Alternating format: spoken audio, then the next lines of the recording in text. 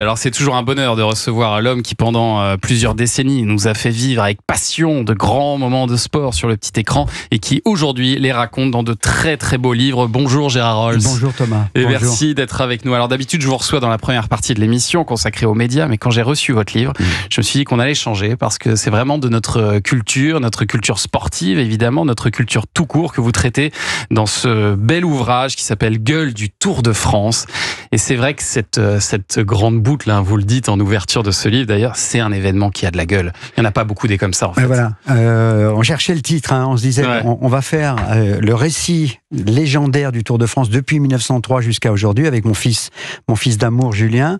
Et puis le mot qui est venu, c'est ça, c'est qu'en regardant plus de 500 photos et en les choisissant, on s'est dit non, ça a vraiment de la gueule, quoi. C'est vraiment un truc qui sort de l'ordinaire. C'est comme une légende, le Tour de France. C'est une super production. Ouais. Et on voulait rendre hommage en fait aux acteurs de cette super production que sont les coureurs. Et alors dans ce bel album photo commenté, vous avez choisi beaucoup de gros plans évidemment sur les visages de ces sportifs qui vont au-delà de l'effort, hein. On voit leur souffrance, leur douleur et parfois même les gueules cassées, hein, comme Laurent Jalabert en sang après une chute terrible, ou Bernard Hinault qui a gagné le Tour 85 avec le nez cassé. Oui, alors c'est une histoire de sponsors et de lunettes de soleil.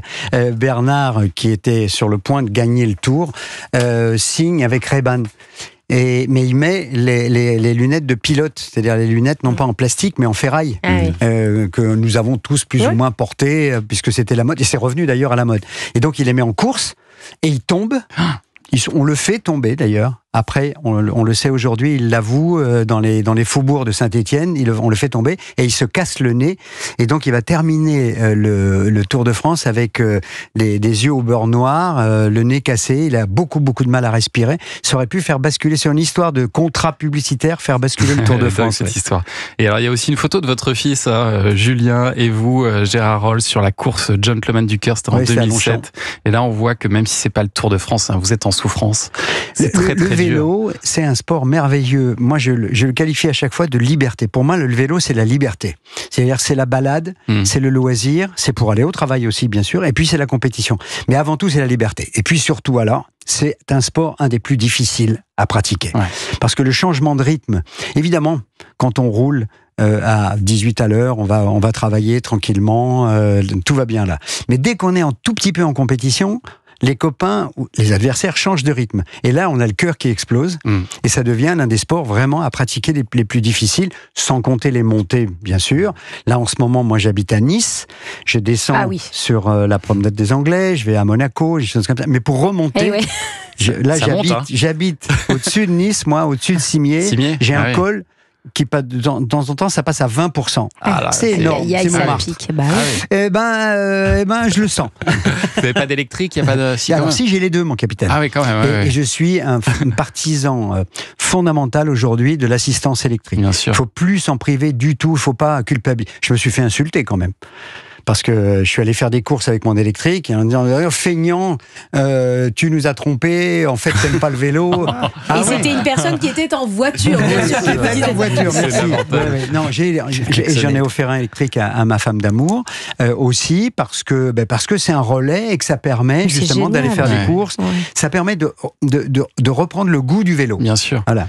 Et alors on se rend compte aussi dans votre livre, Gérard Rolls, que le Tour de France ça a toujours attiré les stars. Il y a tout un chapitre de ce livre intitulé Gueule de star avec notamment ce grand monsieur. Allez, mais dites donc, ça fait 2 fois que vous faites ça. Oui. Vous m'avez déjà pris mes chaussures, maintenant mon vélo. Mon vélo, mais alors c'est bien avant la Grande Vadrouille qu'il lance le 30 juin 1948 Bourville, la 35e édition du Tour de France.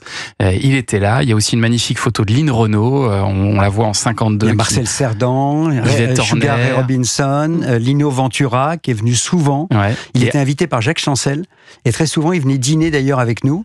Et Alain Delon. Moi, ça, j'étais surpris parce qu'on connaissait sa passion pour la boxe, par exemple, mais je savais pas qu'il était passionné du Tour de France. Il adorait. Et il avait même il m'en avait parlé parce qu'il y a un moment, il m'avait dit, Gérard, est-ce que tu le veux, un vélo de Merckx? Oui, il adorait Merckx. Et la photo qui est dans le livre, là, vous la voyez, il est sans casque quand même sur la moto.